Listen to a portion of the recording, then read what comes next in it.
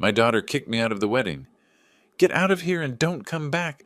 You're ruining the atmosphere of the celebration, she shouted in front of all the guests. I just smiled, took out the envelope, and calmly tore it in half. Okay, then you won't need this. When they saw the pieces, they started screaming in panic. The next day, I had 47 missed calls. Before we continue, please subscribe to the channel and write in the comments what time it is where you are now. I parked my 15-year-old Camry in the lot behind the Allen house and sat there for a minute, engine ticking as it cooled. Through the windshield, I could see couples in evening wear gliding toward the entrance, the men in tailored suits that probably cost more than my monthly mortgage. I adjusted my tie, the navy one I'd worn to Carol's funeral 8 years ago, and picked up the envelope from the passenger seat. The weight of it felt significant in my hand. $3 million, converted to a cashier's check 2 days earlier. Everything I'd saved across 4 decades of running Clark Construction. I'd planned to split it between Della and her sister eventually, but Maya had her own family, her own stability. Della needed it more, or so I'd thought. I walked through the carved double doors into a world that smelled like money, orchids, champagne, something expensive being seared in a kitchen somewhere. Crystal chandeliers threw light across ice sculptures shaped like swans. I counted at least 150 guests, maybe more. The envelope crinkled slightly as I tightened my grip. Della stood near the entrance in her white gown, Leroy beside her in a charcoal suit that fit him like it had been painted on. I approached, working up something close to a smile. Della, Leroy, congratulations. I brought you something. My daughter's eyes flicked toward me, then away like she'd spotted a stain on the marble floor. Just put it somewhere, Dad. Leroy didn't even turn. He was already scanning the room for someone more important. I stood there for another few seconds, then moved toward the reception area, where name cards directed guests to their tables. Mine was in the back corner, table 17, partially hidden by a decorative column. I sat down alone. The centerpiece was taller than my head, white roses and something silver I couldn't name. Dinner service started an hour later. Waiters in white gloves delivered plates I didn't touch. Up at the head table, Della and Leroy held court, their laughter carrying across the ballroom. I watched my daughter smile at strangers, that practiced expression she used when she wanted something. She'd perfected it over the years. Then Leroy stood, microphone in hand, and started making toasts. The first few were standard, thanking guests, praising his bride. But then his tone shifted, got looser, more pointed. You know what I love about tonight? He said, gesturing with his champagne glass. Everyone here gets it. You all understand quality, class, knowing your place in the world. He paused for effect. You ever notice how some guys just don't fit anywhere? Like, read the vibe, man. Laughter rippled through the crowd. I felt it land on me like a spotlight. I mean, some people never learn. They show up where they're not wanted. Wearing clothes from, what, 1990? More laughter. But hey, at least they try, right? I set down my water glass carefully. My hand was steady. That surprised me. Leroy continued for another minute, each joke another knife, and Della sat there beside him, not laughing but not stopping him either. Her smile had gone tight, performative. She knew exactly who he meant. I stood up. The room didn't notice at first. I was too far back, too invisible. I walked between tables, past conversations and clinking silverware, the envelope in my hand. A few people glanced up as I approached the head table, curiosity replacing amusement. Della saw me coming. Her expression shifted from that fake smile to something harder, colder. Leroy stopped mid-sentence. I wanted to give you this personally, I started. Dad, get out of here. Della's voice cut across the ballroom like shattering glass. You're ruining the celebration. Just leave. The room went silent.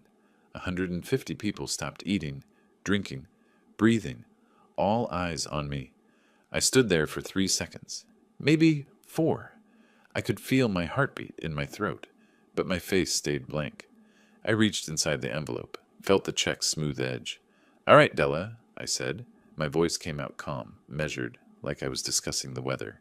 Then you won't need this. What? She waved her hand dismissively. Just go already. I tore the envelope vertically. The sound seemed loud in that silent room. Then I rotated the pieces and tore horizontally. 4 pieces now. I let them fall, one by one, watching them flutter to the marble floor like autumn leaves. Then I turned and walked toward the exit. My steps were even, unhurried. Behind me I heard a chair scrape back. Wait, is this... Oh my God, these numbers... A woman's voice, high and shocked. 3 million? The ballroom erupted. Chairs scraped. Voices overlapped in chaos. Dad! Della's scream cut through everything. Wait! Dad! I didn't turn around. I pushed through the double doors into the cool evening air, keys already in my hand. Behind me, footsteps pounded on marble. Della and Leroy burst through the entrance as I reached my car. I got in, started the engine, and pulled out of the parking lot. In my rearview mirror, I saw Della in her white dress, running after me in her heels, one hand reaching out like she could pull me back through sheer force of will. I drove home and didn't look back. The drive home took 20 minutes, but I don't remember any of it. One moment I was pulling out of the Allen House parking lot. The next, I was sitting in my driveway, staring at my darkened house. The engine was still running. I turned it off and sat there in silence. Inside, I didn't turn on any lights. I walked straight to the living room and dropped into Carol's old armchair, the one I'd kept meaning to reupholster but never did. The fabric still smelled faintly like her lavender lotion, even after 8 years. I set my phone face up on the coffee table and waited. It didn't take long. The screen lit up. Della's name. I watched it ring, the glow illuminating my face in the darkness, then fade to black. 2 minutes later, it lit up again. Leroy this time. I let that one die too. By midnight, I'd stopped counting. The phone just kept lighting up, over and over, like a heartbeat. Each time, I stared at the name until the screen went dark. I didn't feel sad. I didn't feel regret. For the first time since Carol died, I felt something sharp and clear cutting through the fog I'd been living in. Cold anger. They'd gotten used to my silence, my weakness, the way I'd bent and accommodated and disappeared whenever it was convenient for them. 8 years of that, since Carol passed, and I'd stopped knowing how to be anything except invisible. Well, they were noticing me now. I made coffee around 3 in the morning, standing in my kitchen watching the pot brew. The phone lit up on the counter. Number 32, maybe 33. I poured a cup and went back to the armchair. Dawn came slowly, gray light creeping across the walls. I picked up the phone for the first time since I'd gotten home. 47 missed calls. The text messages scrolled on forever. I didn't open them, just read the previews. Dad, I'm so sorry. Please, we need to explain. Call us back, please. The check. Can we talk? Dad, please. That check. We didn't know. Call us back. We're family. I set the phone down and went to shower. The hot water felt good against my shoulders. I dressed for work. Khakis, a button-down shirt, work boots. Monday morning. Same as always. Clark Construction wasn't going to run itself. The office was in a converted warehouse on the east side, 20 minutes from my house. I'd built the business from nothing, started as a day laborer at 19, saved enough to buy a truck, hired my first crew at 25. 40 years later, we had contracts all over the state. 52 employees, a reputation for getting things done right. My secretary Brenda looked up when I walked in. Morning, Mr. Clark. Coffee's fresh. Thanks, Brenda. I paused by her desk. If Della or Leroy Morgan arrive today, I'm unavailable. Indefinitely. Her eyebrows went up slightly, but she just nodded. Understood. I went into my office and stood by the window, one hand on the blinds. The parking lot was empty except for Brenda's Civic and my Camry. I had 3 project bids to review and a site inspection at noon, but I couldn't focus on any of it. They came on Tuesday, day 2 after the wedding.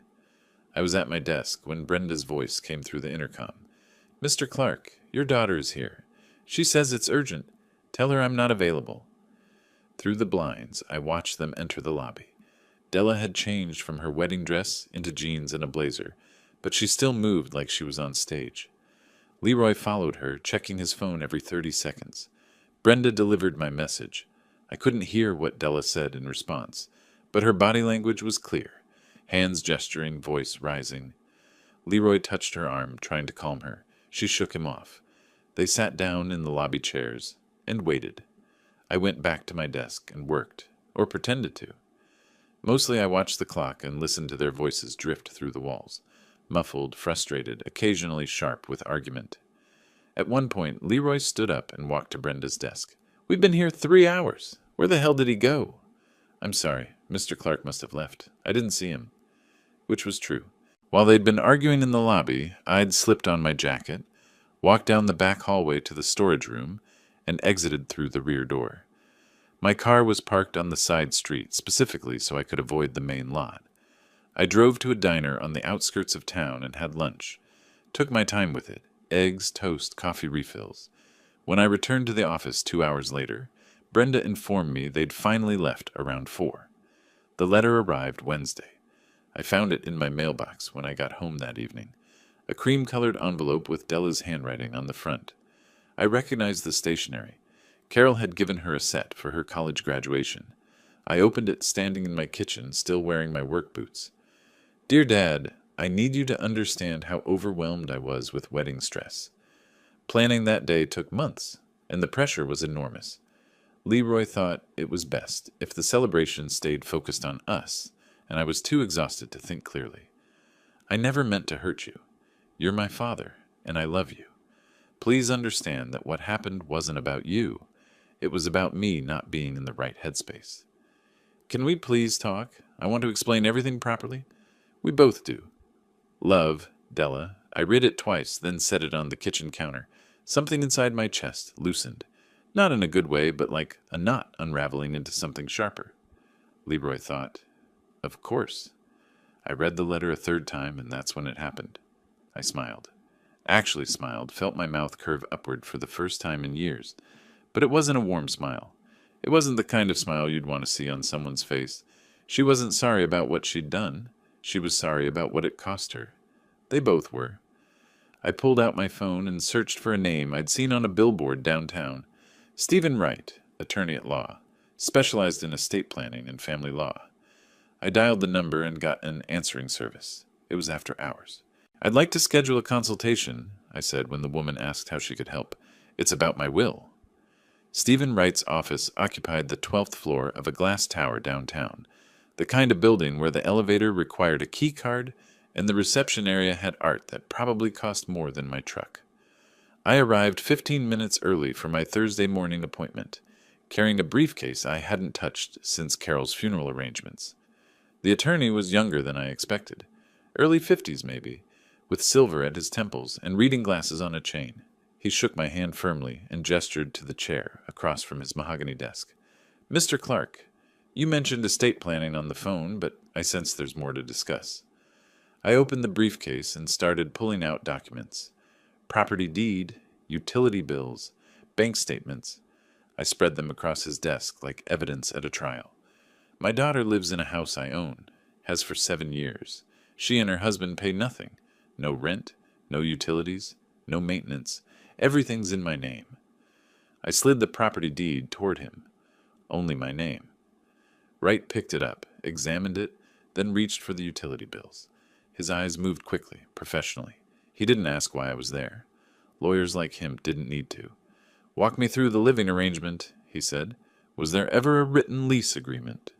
"No. Never discussed it formally. She moved in after college. Said it was temporary. Then her boyfriend moved in. Then they got married. 7 years later, they're still there. Do they pay anything? Contribute to household expenses?" "Nothing." Wright set down the documents and looked at me directly. "Mr. Clark, since there's no written lease and they've never paid rent, they're classified as guests at will. Texas law is clear. You can terminate their residency with 30 days written notice." Something in my chest loosened. "How quickly can we start the process?" "I can draft the notice today. You'll need it notarized and sent via certified mail." He pulled a legal pad toward him and started writing. "Once they receive it, they have 30 days to vacate. If they refuse, you file for eviction with the justice of the peace court. But that's rarely necessary. Most people leave when they understand the legal reality." I watched him write for a moment. "What if they contest it?" "They can try. But without a lease agreement, without having paid rent, without their names on any ownership documents," he looked up, "they have no legal standing. This is your property, Mr. Clark. You have absolute right to decide who lives there. The consultation lasted 90 minutes. By the time I left, I had a folder full of documents and a clear understanding of exactly how much power I held. 2 days later, on Saturday morning, I sat at my kitchen table and reviewed everything. The property deed bought the house in 2011, paid cash from a construction contract that had gone better than expected. Carol had picked it out, loved the view of the hills. After she died, I couldn't stand being there alone, so I'd moved to this smaller place and let Della use it. A temporary arrangement that had become permanent. Except it wasn't permanent. Not legally. I found the utility bills, the property tax statements, the homeowner's insurance documents. Every single page had one name, Robert James Clark. On Monday, 5 days after my attorney meeting, I got in my truck and drove to Westlake Hills. The route was familiar. I'd driven it hundreds of times over the years, bringing groceries when Della first moved in, helping with repairs, dropping off money when she mentioned things were tight. 23 minutes from my driveway to hers.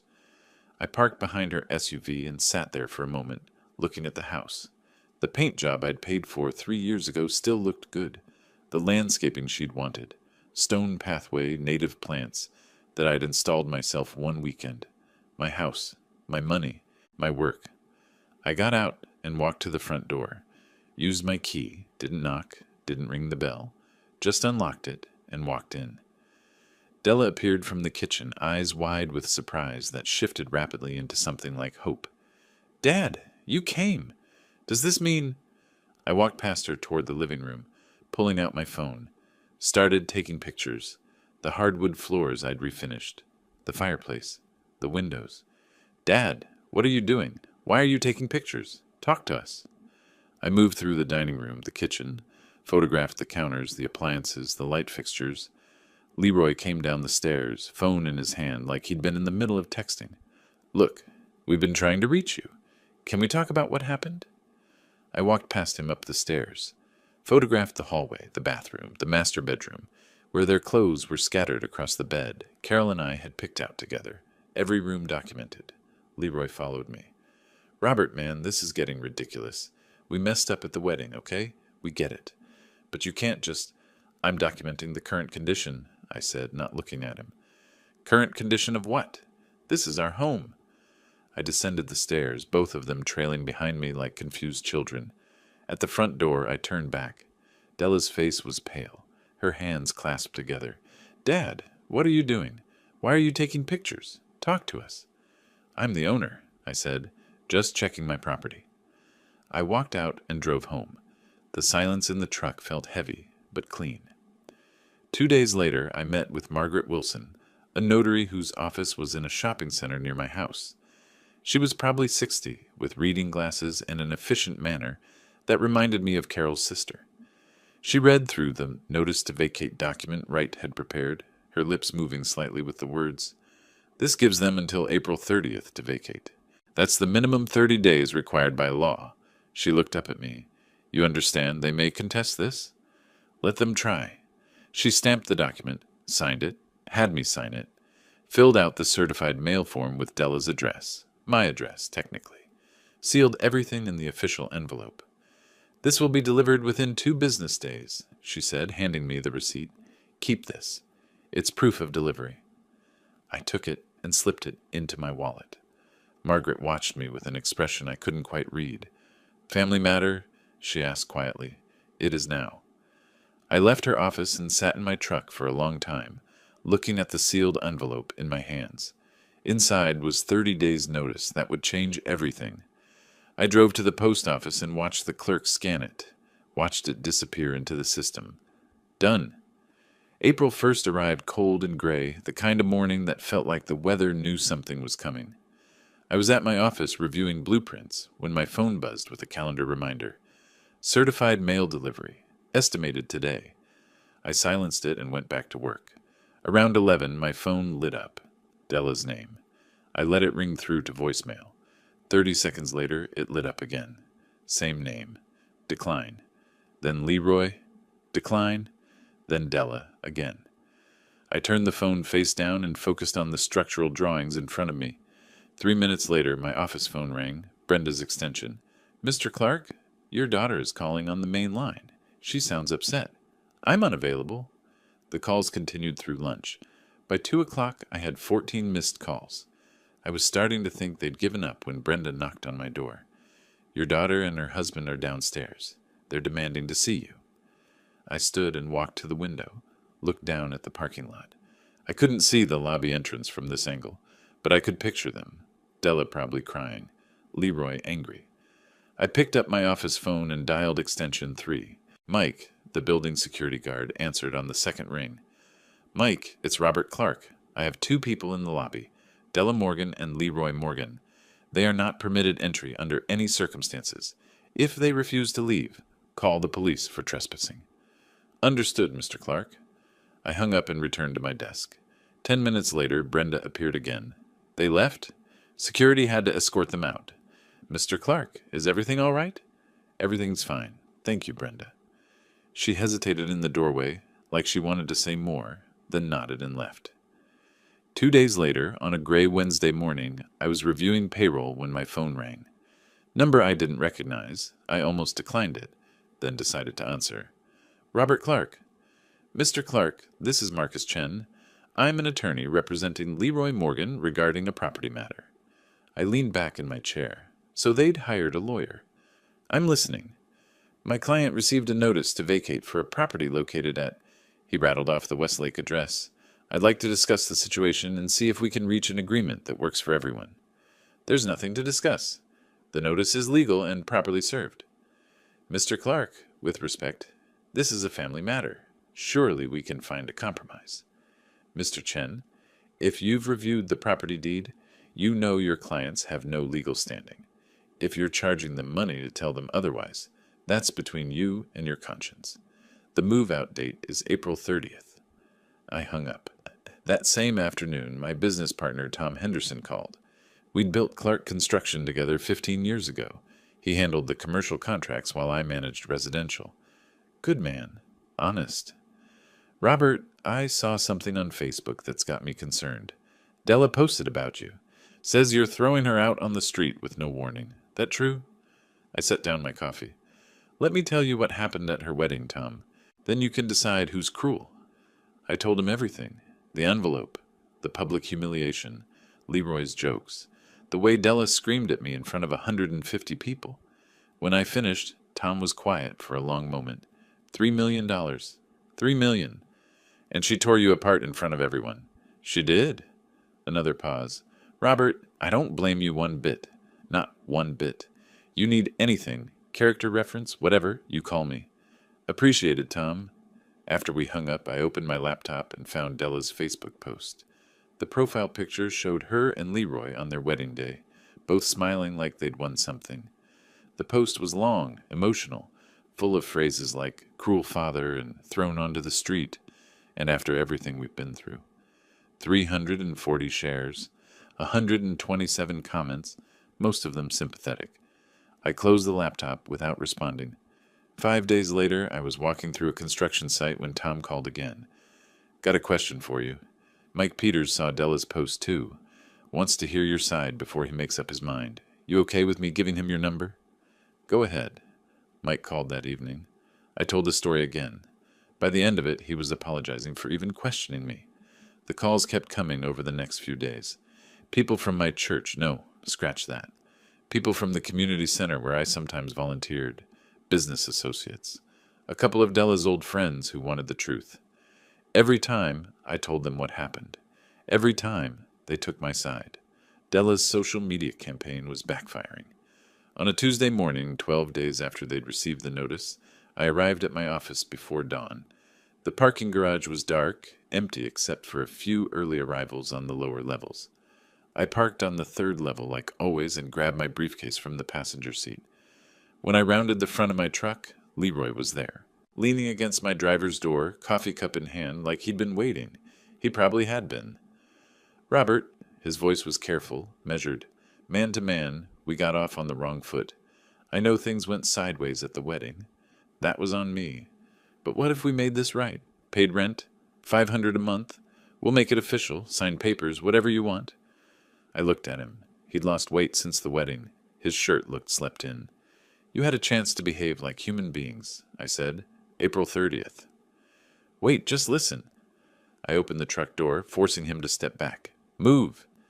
He moved. I climbed in, started the engine, and backed out of the space. In my rearview mirror, I saw him standing there in the fluorescent light, coffee cup still in his hand, watching me drive away. 18 days left. 4 days after the parking garage confrontation, Della called me from an unknown number.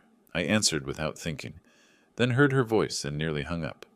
We found a place, she said. No greeting, no preamble. Cedar Park. We're signing the lease today. Good, I said, and ended the call. Cedar Park. That told me everything I needed to know. Not Westlake Hills, not even South Austin.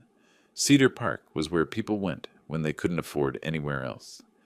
I imagined them sitting in some property management office, filling out applications, watching their options narrow with each credit check. The apartment would be smaller, cheaper, further from everything that mattered to them. The next 6 days passed in a strange, suspended quiet. I went to work, reviewed contracts, managed crews. Normal life, except for the calendar on my desk where I'd marked April 30th in red ink. Every morning I looked at it. Every evening I went home and didn't think about what was happening 20 minutes away in that house. But I knew. They were packing, taking apart 7 years of their life in a place they'd never legally owned. On a Tuesday afternoon, 10 days after they'd found the apartment, Brenda knocked on my office door. Mr. Clark, there's a woman on the phone. Says she's your neighbor at the Westlake property. A Mrs. Patterson. I picked up. This is Robert Clark. Mr. Clark, I'm Eleanor Patterson. I live next door to your property on Hillside Drive. Her voice was careful, polite. I wanted to let you know there's a moving truck in the driveway. Thought you'd want to be aware. Thank you, Mrs. Patterson. That's expected. A pause. I see. Well, your daughter seems quite upset. I just wanted to make sure everything was appropriate. Everything is appropriate. Thank you for calling. I hung up and sat back in my chair. They were leaving early, 2 days before the deadline. Smart move, avoid any appearance of defiance, any excuse for me to take further action. I didn't go to watch, didn't drive by to see the U-Haul or witness Della crying or observe Leroy carrying boxes. Let them have that privacy. I'd take mine when they were gone. The next afternoon, April 29th, 1 day before the deadline, I met Margaret Wilson and Frank Adams at the house. Frank was a property appraiser I'd worked with on construction projects, good at his job, thorough. Margaret brought her notary stamp and a clipboard. We arrived separately. I got there first, parked in the driveway behind Della's car. She was still there, finalizing things. When I walked to the door, it opened before I could knock. Della stood there in jeans and a t-shirt, hair pulled back, eyes red. Behind her, the house was empty. Echoing. Dad! Her voice cracked on the word. They're here to inspect? To document, I said. This is Margaret Wilson, notary. Frank Adams, appraiser. We walked through together, room by room. Frank photographed everything, comparing against the images on his tablet, the ones I'd taken 4 weeks ago. Living room, hardwood floors unmarked, walls clean, kitchen appliances intact, counters undamaged, dining room, light fixture hanging straight, windows unscratched. Upstairs, the master bedroom where Carol and I used to sleep, where Della and Leroy had spent the last 7 years. Empty now except for carpet indentations where the bed had been. Compare these to the photos from March 28th, I said. Frank checked his tablet, moving between the screen and the walls, the closet, the bathroom. Identical condition, Mr. Clark. No damage, no alterations. They left it clean. In the bathroom, I noticed the marble countertop was spotless, pristine, like it had never been used. I thought about Leroy standing here with his options, his anger. Thought about him deciding not to take the risk. Smart. Spite wasn't worth the lawsuit. We finished downstairs. Margaret had been taking notes the entire time, documenting everything with that professional precision notaries have. In the kitchen, Della stood waiting, 2 sets of keys on the counter. Ms. Morgan, Margaret said formally, do you surrender all keys and access to the property willingly? Della's hand hovered over the keys. 3 seconds. 4. Then she pushed them across the counter toward me. Yes. Her voice barely made it past a whisper. Note the time and date for the record, Margaret, I said. April 29th, 2025, 3:47 p.m. Margaret wrote it down, then looked at Della. You have no further legal access to this property as of this moment. Do you understand? I understand. Margaret turned to me. Mr. Clark, as owner, do you accept the return of the property? I do. She made another note. Frank took a final photograph. The keys on the counter, my hand reaching for them. Documentation, evidence, protection against any future claim that I'd acted improperly. Della walked to the door, stopped, turned back. Dad, goodbye, Della. She left. I watched through the window as she got in her car, sat there for a moment with her hands on the steering wheel, then drove away. Margaret and Frank left shortly after. I stood alone in the entryway, listening to the silence. The house felt different, empty, bigger, colder. I walked through it one more time, my footsteps echoing on the hardwood. 7 years of Della's life had happened here. Birthday dinners at that dining table, Christmas mornings in the living room, arguments in the kitchen, normal life in a house she'd thought of as hers. But it was never hers, not legally, not really. I locked up and drove home. That evening my phone rang, Della's number. I looked at the screen for a long moment, her name glowing in the darkness of my living room, then silenced it and set the phone face down on the coffee table. For the first time in a month, I felt something close to peace. Not happiness, not triumph, just the cold satisfaction of knowing that justice, however painful, had been served exactly as it should be. The phone buzzed again, another call. I left it there and went to bed. The text message came the next morning while I was making coffee. Dad, we moved out. I understand you were hurt. Can we meet and talk? Please. You're still my father. I read it 3 times, set the phone on the counter, poured my coffee, read it again. The old Robert, the one who existed before the wedding, would have responded immediately, would have called her, driven to Cedar Park, helped them unpack boxes, would have forgiven everything because that's what fathers do. But I wasn't that Robert anymore. I went to work, came home, made dinner, went to bed. The message sat unanswered in my phone like a test I wasn't ready to take. On the 3rd day, I finally typed a response, deleted it, typed another, deleted that too. Finally settled on 2 words, maybe later. Her reply came within minutes. Thank you for responding. That means everything. I didn't respond to that one. 2 days passed. Then my phone rang, her number, not Leroy's. I stared at it for 3 rings before answering. Dad? You answered. Thank you. Her voice rushed out like she'd been holding her breath. Can we please talk? Just dinner. Somewhere public. I want to explain everything. Ironworks, I said. May 18th? 6 o'clock? Yes, thank you. We'll... Just you. Silence. Then, Leroy wants to apologize too. I almost said no. Almost told her I didn't want to see him, didn't want to hear anything he had to say. But curiosity won out. I wanted to see them try. Wanted to watch them perform their reconciliation. Both of you then, 6 o'clock. Thank you, Dad. Thank you so much. We'll be there. The days between that call and May 18th moved slowly.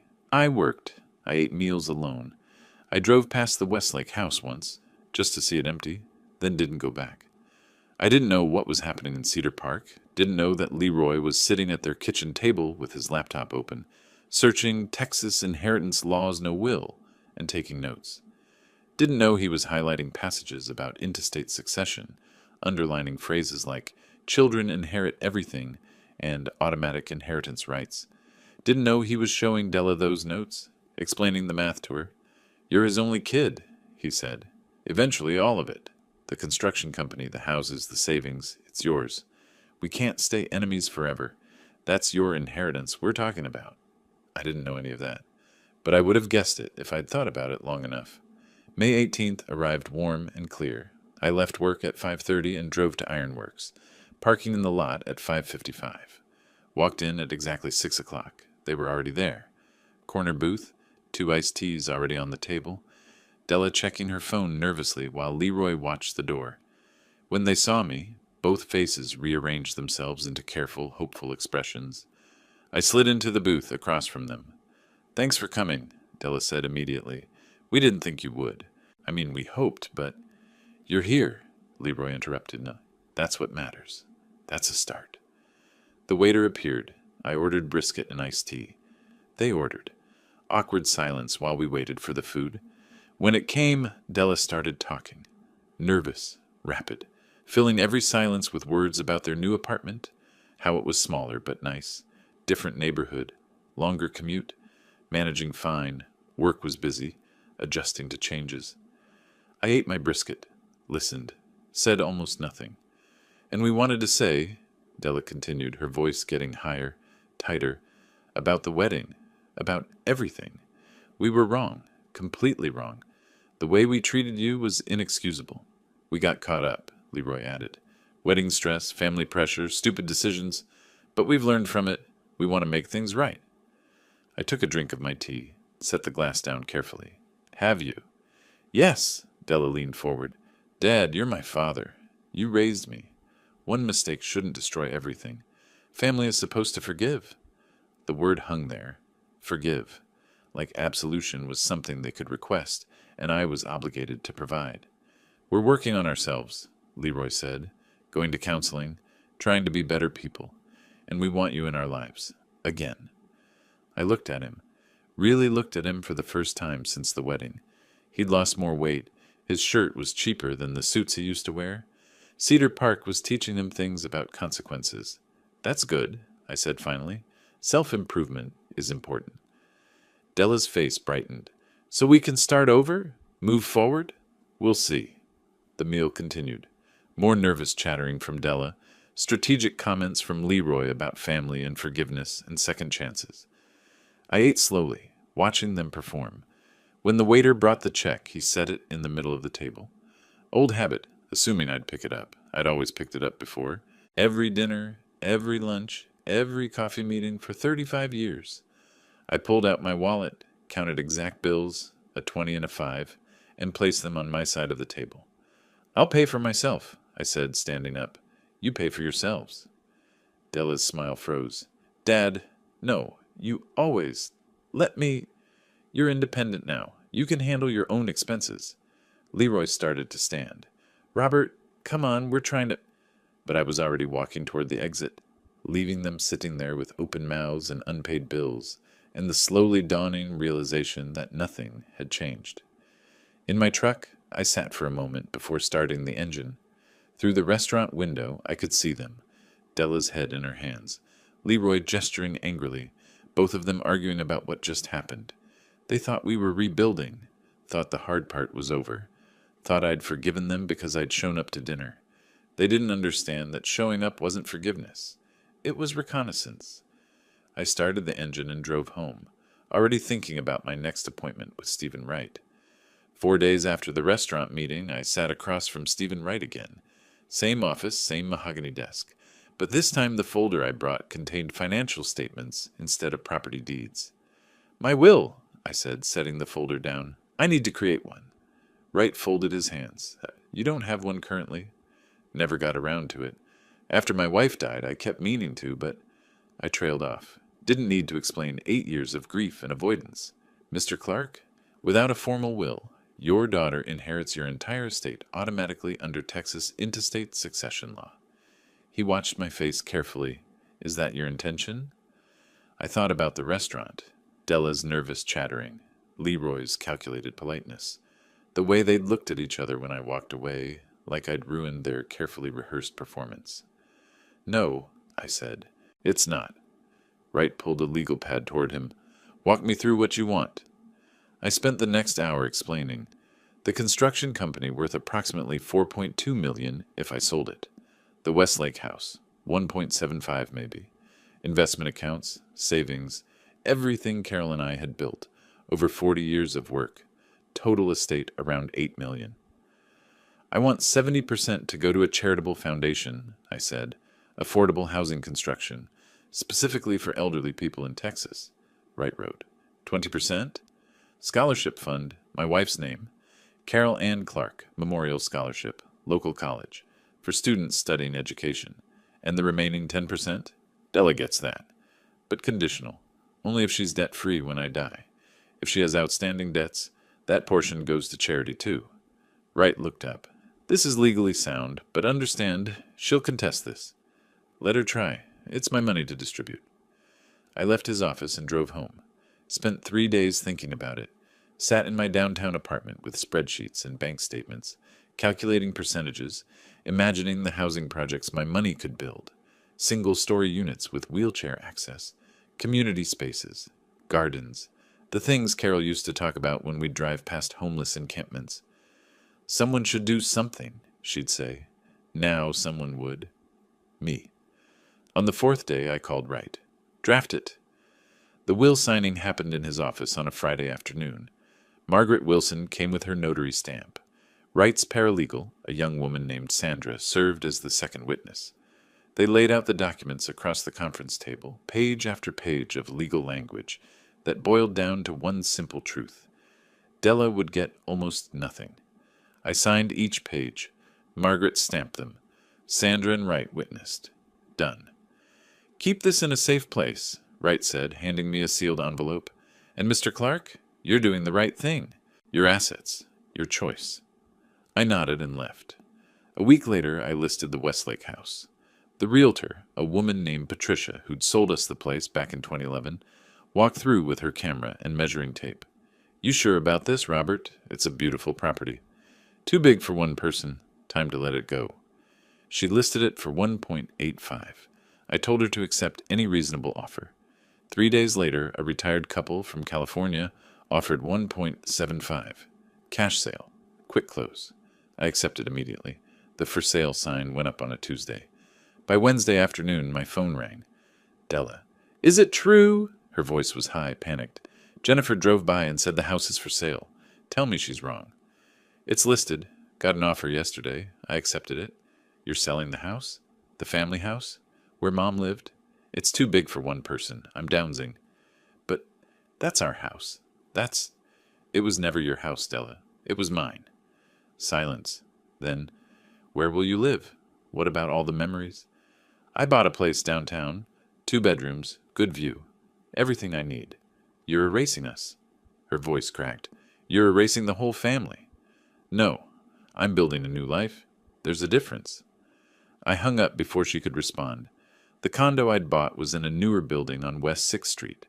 10th floor, floor-to-ceiling windows, view of the downtown skyline.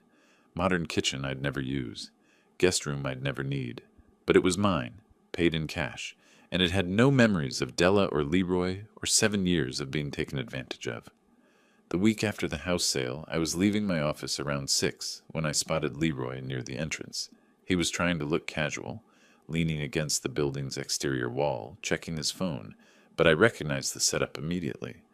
I turned around and walked back through the lobby. Brenda looked up from her desk, confused. Everything okay, Mr. Clark? Fine. Just forgot something. I took the back exit, the one I'd used when Della and Leroy had ambushed my lobby months ago. Walked around the block to where my truck was parked.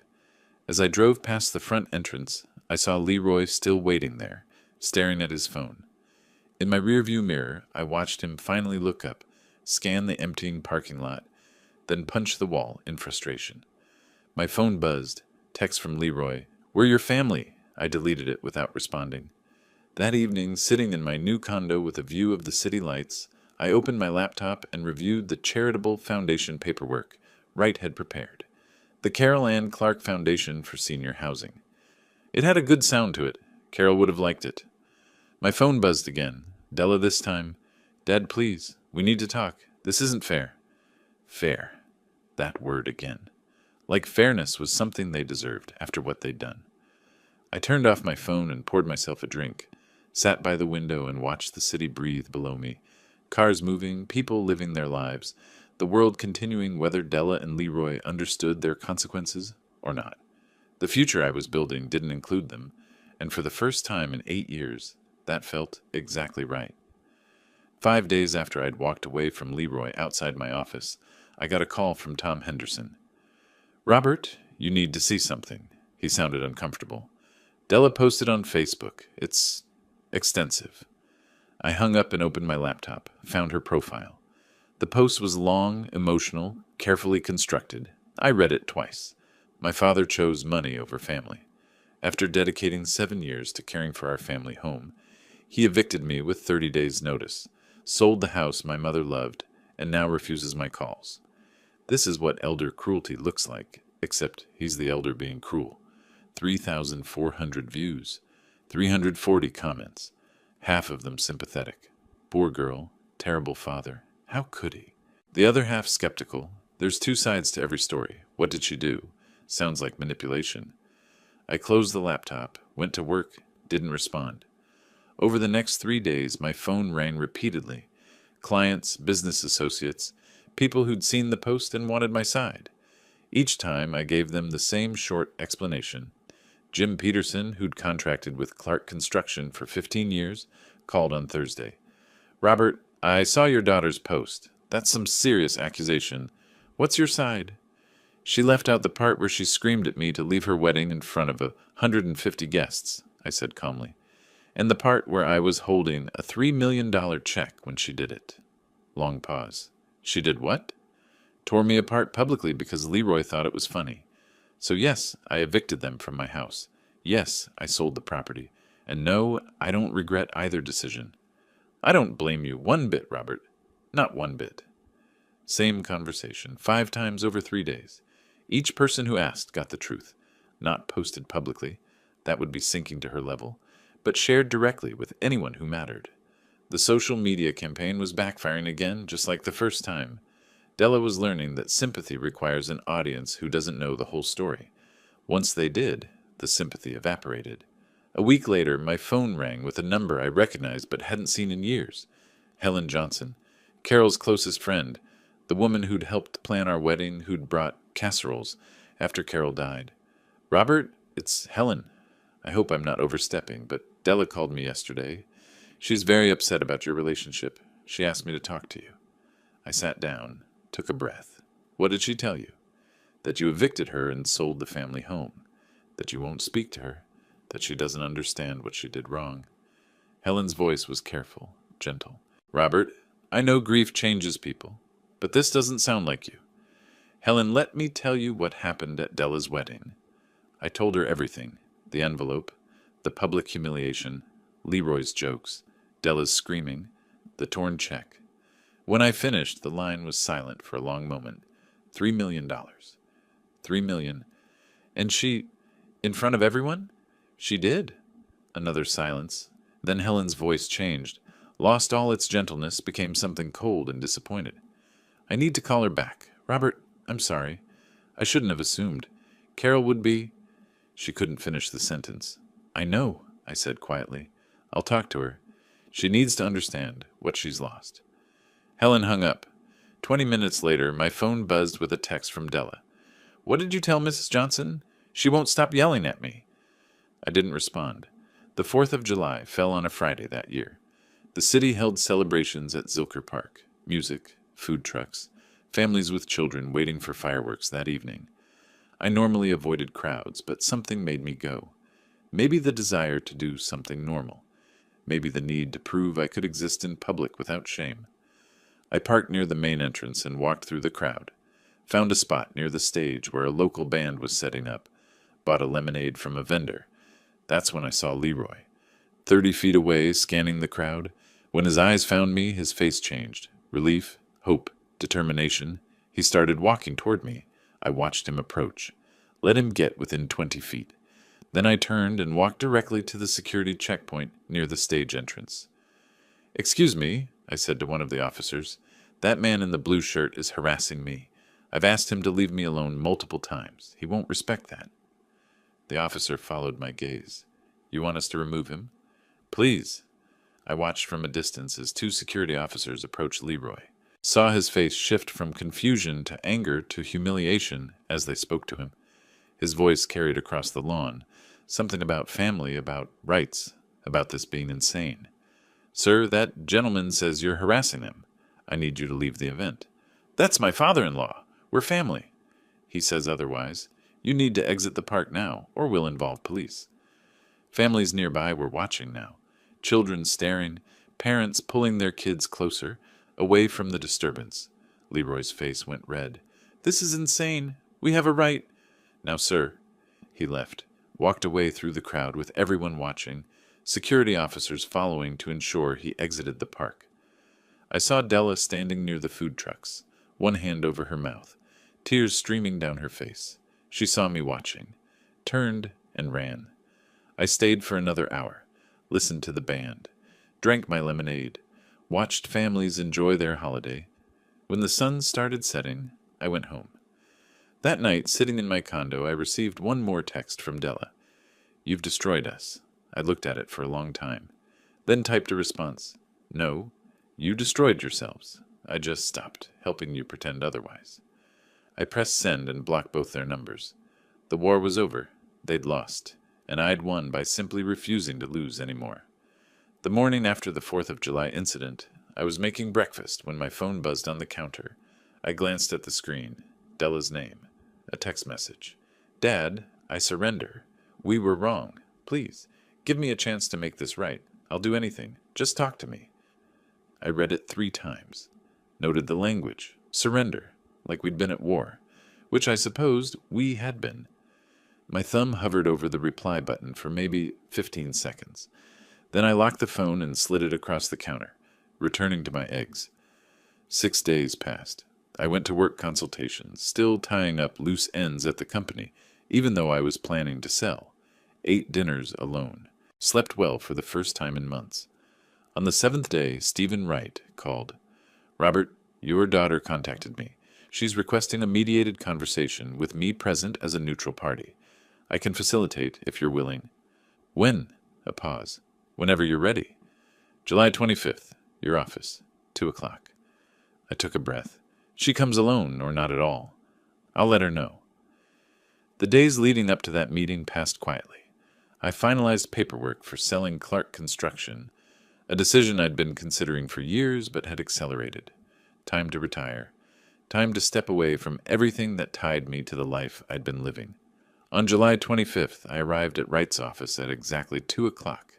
Della was already there, sitting in the conference room, tissues clutched in her hand. No Leroy. She'd followed that instruction at least. Wright sat at the head of the table with his legal pad, playing mediator. I took the chair across from Della and waited. She started crying immediately. "I know I hurt you. Leroy was in my ear constantly, saying you didn't fit the wedding aesthetic, that you'd embarrass us. I was weak. I'm not making excuses. You chose those words yourself, Della." I kept my voice level. "Not Leroy. You." "I know." Her mascara was smudging. "I was horrible. I've been horrible. And I know why you did everything. And the eviction, selling the house. All of it. You were right to do it. I just want a chance to prove I can be better. To show you I'm sorry." I looked at her for a long moment. 35 years of memories. Teaching her to ride a bike, helping with homework, walking her down the aisle at her first wedding that didn't end like this one. All of it leading to that moment in the Allen House ballroom. "Della, I raised you for 35 years. Fed you, clothed you, paid for your education. After your mother died, I gave you the house, asking nothing in return. All I wanted was basic respect. At your wedding, you showed me I'm nothing to you. Dad, please. Now you're crying not because you hurt me. You're crying because you lost access to money." She flinched like I'd slapped her. "That's not, isn't it?" I leaned forward slightly. "If I were poor, would you be here? If I didn't own property, didn't have savings, didn't have anything to inherit, would you be sitting in this office begging for another chance?" The silence answered for her. I stood up. "I'm not excluding you from my life forever. But trust isn't rebuilt in one day, or one meeting. Live your life. If in years you truly change, maybe we'll talk." "Years?" Her voice cracked. "Dad, what can I do? Tell me what I can do to fix this." "That's the point, Della. You can't fix it by doing something for me. You fix it by becoming someone different. Someone who treats people with dignity. Someone your mother would have recognized." I walked to the door. "Right, thank you for your time." Behind me, I heard Della sobbing. Wright said something to her, low and comforting. I didn't stay to listen. A week later, I signed the papers selling Clark Construction. $4.2 million for 40 years of work. The buyers were a commercial firm out of Houston, good reputation, would take care of my employees. Tom Henderson got a generous consulting contract as part of the deal. Everyone landed on their feet. Except me. I landed somewhere better. Retirement. 9 days after that, my phone rang. Tom Henderson. Robert, congratulations on the sale. Clean exit, good price. You should be proud. Thanks, Tom. Couldn't have done it without you. Listen, I ran into someone who asked about you. Della. She seemed shocked to hear about the company sale. I assumed she knew. I smiled, looking out my condo window at the Austin skyline. She didn't. Oh. A pause. Well, she knows now. She looked pretty shaken. I imagine so. That evening, my phone rang twice with Della's number. I silenced both calls. Then a text message appeared. I understood. I'm sorry. 2 sentences. No begging, no demands, no manipulation. Just acknowledgement. I read it twice, then locked my phone and set it on the coffee table. Maybe I'd respond eventually. Maybe I wouldn't. But for now, the silence felt exactly right. Later that night, I opened my laptop and reviewed the foundation paperwork. The Carol Ann Clark Memorial Scholarship had already received its first applicant, a young woman studying early childhood education at the community college. The Housing Foundation was still in formation, but Wright assured me it would be operational by September. Everything was falling into place. Not the life I'd planned, but maybe the life I'd earned, after finally standing up for myself. I poured a drink and sat by the window, watching the city lights flicker below. Somewhere out there, Della and Leroy were living with their consequences, and I was living with mine, which surprisingly felt pretty good. The next morning I booked a flight to Arizona. Sedona had been on Carol's bucket list, red rocks and hiking trails in that impossible blue sky. We'd circled resorts in travel magazines, planned to go for our 40th anniversary. Then she got sick, and the plans dissolved into hospital visits and difficult conversations, and eventually, silence. I'd never gone. Couldn't imagine it without her. But now, standing in my condo with a carry-on bag half packed, I thought maybe it was time. Not to forget her, but to honor what she'd wanted, to finally finish something we'd started. The flight left the next day. I packed light, hiking boots I hadn't worn in 5 years, a photo of Carol from our wedding day, a paperback novel someone had recommended. At the airport, the gate agent checked my boarding pass and smiled. Sedona. Beautiful this time of year. Business or pleasure? Something I should have done years ago. Better late than never. Exactly. The week in Sedona passed in a kind of peaceful blur. I hiked Cathedral Rock at sunrise, the desert painted orange and purple around me, ate lunch at small cafes with tourists and families, drove through Oak Creek Canyon with the windows down, red rocks towering on both sides, slept 10 hours each night in a silence broken only by coyotes howling in the distance. For the first time since the wedding, I thought about Carol without the accompanying weight of Della's betrayal. Just thought about my wife, the way she laughed, her terrible jokes, how she could make friends with anyone in 30 seconds. She would have loved it here. When I returned to Austin a week later, there was a letter waiting in my mailbox. Official letterhead, foundation logo at the top. I took it upstairs and read it on my balcony, coffee cooling beside me. Dear Mr. Clark, the Clark Eleanor Housing Initiative has been granted 501c3 status. Initial funding of $5.6 million enables 3 projects: senior housing in East Austin, veteran apartments in Round Rock, and accessible units in Pflugerville. Groundbreaking scheduled for September 15th. Your vision of affordable, dignified housing for elderly Texans is becoming reality. Sincerely, Frank Adams, Executive Director.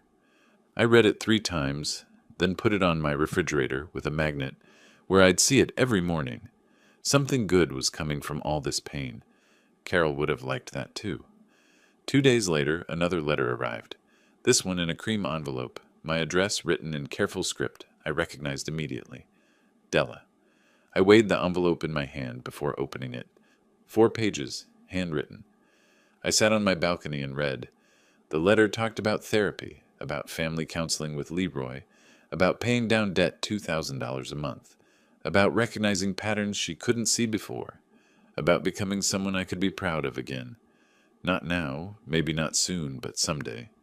The last paragraph was the most important. I'm not asking for money or forgiveness. I just needed you to know I'm trying.